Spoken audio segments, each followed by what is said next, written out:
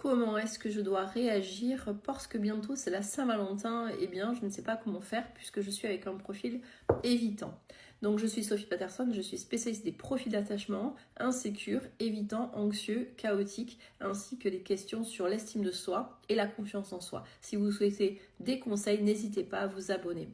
Donc, évidemment, là, cette vidéo s'adresse à des personnes qui sont avec des profils évitants en relation. J'ai déjà parlé de cette notion relation vs couple. Donc on va rester sur le terme de relation. Et effectivement, la Saint-Valentin, difficile de passer à côté cette fête qui est quand même, on va dire, un petit peu commerciale malgré tout.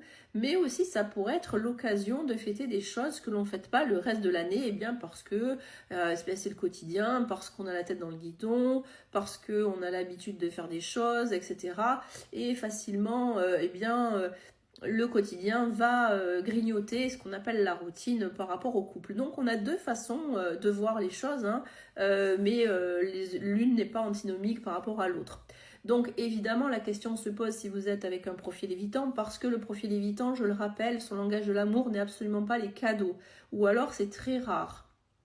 C'est vraiment, moi dans mes accompagnements, c'est très très rarement le cas, dans ma vie personnelle également, puisque je suis avec une personne de profil évitant également.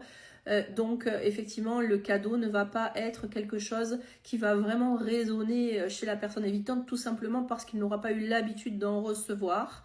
Peut-être plus d'en faire et encore que. Donc si vous voulez vous faire plaisir, eh bien ça va être peut-être un plaisir égoïste, parce que bien souvent vous allez attendre évidemment une façon, un sourire, des remerciements ou quelque chose comme ça en retour, ce que font la plupart des gens.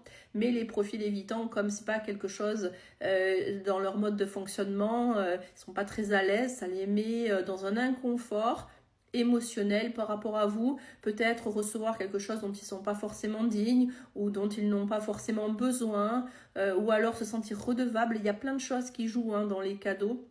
Alors c'est des périodes comme la Saint-Valentin, comme Noël aussi, ça revient systématiquement à certaines périodes de l'année. Aussi, je vous conseillerais de privilégier un moment de qualité, pas forcément un cadeau de toute façon. Le moment de qualité sera plus apprécié, quelque chose peut-être dans le faire, quelque chose que vous puissiez éventuellement peut-être appréhender, proposer, quelque chose que vous savez qui l'intéresse, qui lui plaît, mais évitez éventuellement plutôt le cadeau. C'est le conseil que je vous donne. Donc n'hésitez pas, si vous êtes en relation avec un profil évitant et si vous avez déjà eu à passer des Saint-Valentin avec, évitant ou évitante évidemment, eh bien n'hésitez pas à me dire en commentaire comment ça s'est passé, votre propre expérience, parce que même pour moi c'est source d'enrichissement, mais aussi pour les personnes qui lisent les commentaires, et ils sont nombreux. N'hésitez pas.